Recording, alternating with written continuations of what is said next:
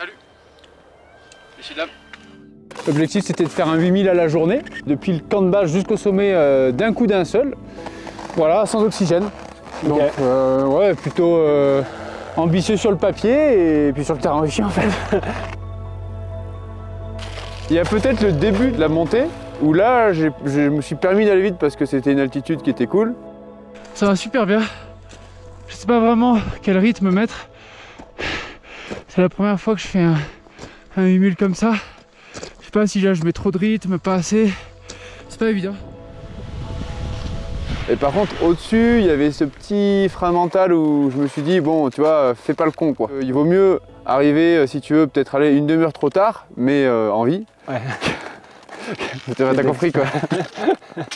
Donc il y avait ce petit côté un peu de prudence qui je pense elle était favorable.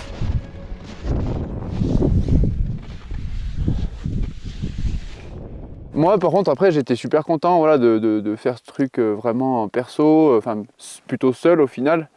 Il y avait des copains que j'ai rencontrés avec l'agence dans laquelle on était qui m'ont un petit peu aidé à porter notamment la voile jusqu'à 7006. Mais voilà, sinon je comptais que sur moi-même quoi, ouais. Clairement.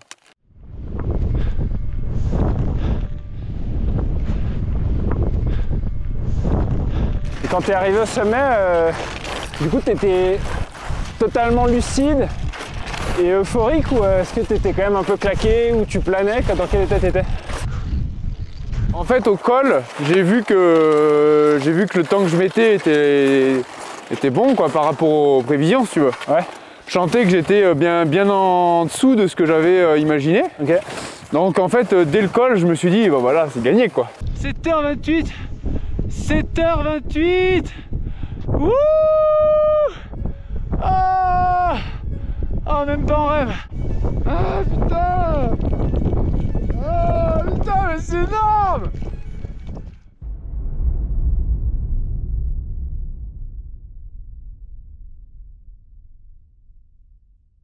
Que des moments où je me disais mais c'est trop bien, c'est incroyable, vraiment quoi.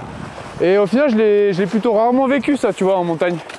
Ce moment un peu d'euphorie où tu prends un peu ton temps mais t'es sur une autre planète entre guillemets, t'es au-dessus de 8000, t'es en train de faire un joli truc, un record quoi. Et là quand j'ai su qu'en plus je pouvais peut-être décoller, ah ben là, j'étais comme un gamin qui découvre un énorme cadeau tu vois. Je me suis dit mais là le Broadpeak il m'ouvre ses portes mais XXL quoi. Ah ouais. Là je me suis retourné comme ça, là le K2 à droite, le Machabrum à gauche, et puis je pouvais rester autant que je voulais, une demi-heure si je voulais. C'était la minière, c'était le rêve de tout parapentiste tu vois.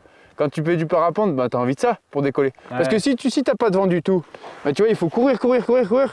Mais bon, là, il y a des rochers, tu es à 8000, ça demande de l'énergie pour courir. Alors que là, bah, c'était cadeau, quoi. Ouais. Tu avais juste à faire tac avec les A, là, la ligne des A, pouc.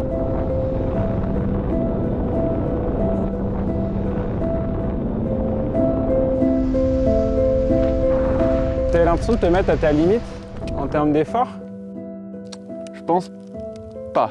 Comme dans les Alpes, justement, parce que je me suis un peu auto-bridé quoi. Okay. Tu sais, dans les Alpes, j'ai fait des ascensions un peu rapides où vraiment j'allais jusqu'au bout quoi. Ouais. Tu sais, où je pouvais pas du tout aller plus vite.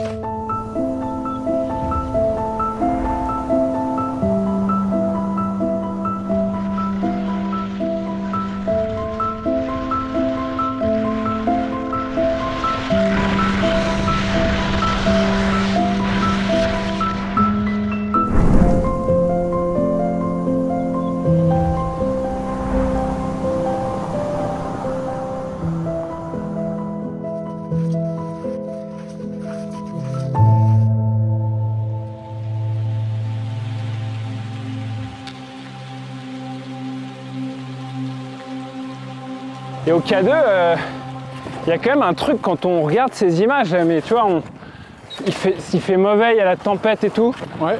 Et on se dit mais ça pue, genre jamais il va... Et tu pousses quand même quoi, tu fais pas demi-tour.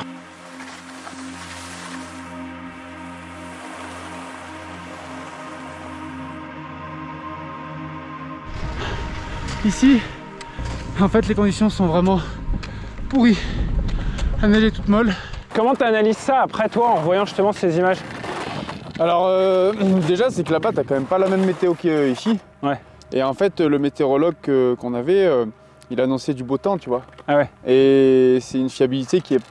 Il y a un indice de confiance qui est disais, à tout moment, ça peut se dégager, quoi. C'est le changement de temps complet. Donc là, ça va clôturer la saison. Donc en gros, ça va se jouer sur 2 journées. Voilà, c'est un peu le gros coup de poker du moment. Alors à tout moment ça peut se dégager, mais au même titre qu'à tout moment ça pouvait se bâcher, ouais. C'était un peu le thème. Je t'avoue que la veille, c'est quand même Yann Gezendaner, un routeur météo qui est connu, m'a dit non, attends le jour encore d'après. Ok. Mais le problème c'est que les jours d'avant, il y avait des erreurs en fait. Ah oui, ok. Qui n'étaient pas forcément dues qu'à lui, parce que c'était tous les routeurs de toute la vallée, ils faisaient des erreurs. Donc c'était le temps qui était très incertain. Bonne petite boule au ventre. Le K2 est pris un petit peu dans les cumulus du soir. Il y a des bulletins qui donnent bon et des bulletins qui donnent mauvais. À la fin, il faut essayer. J'ai quand même bien défoncé le broad peak. J'ai pas la même forme là. Le jour d'après, comme Yann me le suggérait, j'étais tout seul. Ah ok. Donc il y avait tout ça si tu veux. C'est plein de paramètres où au bout d'un moment tu es dans une expédition, parfois. Il y a une journée où il faut que tu te dises, ben allez, je prends le risque, quoi. J'y vais, j'essaye, je tente. Ouais, choquant, mais c'est la merde, il neige. Il neige et il y a du vent. Je sais pas quoi faire. On sentait que tu commençais à être pas bien. Ouais. T'as été proche de faire demi-tour ou pas Alors ça, c'est une bonne question. Là-dessus, j'ai du mal à avoir du recul. Quand je regarde les images, effectivement, il y a une vidéo où je dis que j'ai des déséquilibres, je suis fatigué. Ouais. Ouais, c'est pas du tout les bonnes conditions. Donc je sais pas trop quoi faire. Donc là, je peux essayer d'aller au camp 3. Là, le bouchon, je l'ai poussé, mais je l'ai sûrement poussé un peu trop, effectivement. Ouais. Okay. Et c'est un peu le côté du sommet qui t'aimante, en fait, un peu magnétique. Ouais. Et c'est l'ivresse des sommets un peu aussi, hein, qui t'amène à peut-être prendre des décisions qui vont un peu au-delà de la raison, quoi, tu vois. Ça y est, je suis enfin arrivé au camp 3. Les conditions sont vraiment exécrables. Il faut faire la trace tout le long, c'est horrible. C'est dur, c'est dur, c'est dur. Je me motive à partir. Et puis voilà, Inch'Allah comme on dit.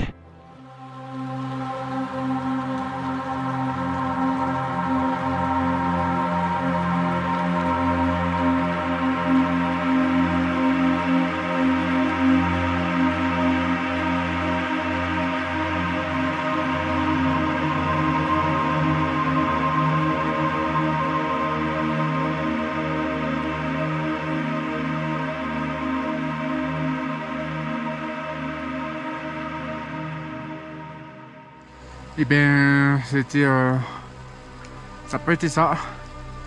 Ça c'est sûr. J'ai eu une défaillance, je sais pas. J'ai pas trop de souvenirs. La neige fraîche, le vent, tout ça réuni, ça a fait que j'ai forcé un peu plus. Ça a bugué.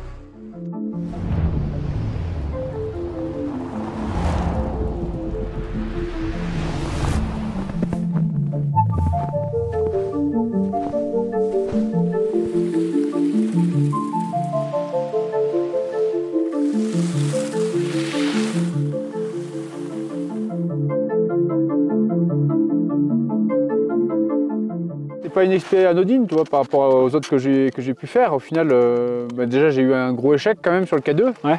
Et ce qui est particulier, c'est justement, c'est à la fois cette réussite énorme et en même temps ce gros blackout que j'ai eu sur le K2 qui m'a un peu secoué. C'est mystérieux quoi en fait. Il y a un côté mystérieux. Tu sais pas où tu t'es arrêté quand même dans une montagne. Ouais. Ça t'est déjà arrivé? Non. Je sais pas si ça vous est arrivé à vous, mais c'est bizarre quoi, rien que ça. Ouais. C'est con à dire, mais d'habitude tu restes sur une photo, tu montres à tes copains, bah je me suis arrêté là. Et moi sur le K2, bah, on me demande à chaque fois tu t'es arrêté où, je leur dis bah je sais pas. C'est bizarre. T'avais pas la montre, l'altimètre Et non, moi j'avais une montre qui avait pas beaucoup de batterie, qui avait 14 heures. Et je pensais mettre 14 heures pour le sommet, donc je me suis dit ça suffit. Et elle s'est arrêtée avant à cause du froid et tout. Ok. Ouais. Je me souviens voilà, je me souviens bien des bip bip de la montre. Ça je m'en souviens par contre. Ah ça c'est un. Il y a des trucs dont je me souviens. Ouais. T'as le bip bip. Ouais. Les crampons qui glissent. Dès que j'ai un bip bip qui vit dans la vallée, là maintenant ça me réveille. Ça me traumatise. Non ouais, c'était forcément quelque chose. Et puis le corps, ça me l'a mis à chasse en fait. Ah ouais, ça t'a mis du temps à t'y remettre après même en France et tout. Oui. D'habitude, je reviens en France et direct, généralement, j'enchaîne sur un autre projet très rapidement. J'ai un peu le cerveau qui bouillonne à 8000, du coup, j'ai qu'à le dire. Mais j'ai toujours un truc, tu vois, de suite après avoir fait un projet. Je tourne la page très rapidement. Et là, mon corps, je sentais qu'en fait, il avait besoin de repos, quoi. Un gros break. T'as pris combien de temps du coup? C'était un break, c'était combien de temps? C'est dur à dire parce qu'en fait, j'ai eu un déni, donc j'ai quand même voulu continuer. Et après, mon corps, il me l'a fait comprendre et il m'a provoqué une blessure. Enfin, j'ai provoqué une blessure sur mon corps, mais parce qu'il était épuisé, quoi, en fait. Ok. Mais ça, t'avais quoi? Une petite déchirure à l'insertion de l'adducteur, mais voilà. Pour dire qu'il y avait des signes qui étaient évidents, en fait. Tu retenais plutôt du coup le positif de l'exploit du Broad Peak ou plutôt le K2 quand t'es revenu? Moi, je suis obsessionnel, du coup, ouais, non, j'ai retenu directement que le K2 au début. Hein. Moi, le Broad Peak, j'y pensais même plus, en fait. Donc le lendemain, quand je suis descendu du K2, je voulais y remonter direct, tu vois. Ouais.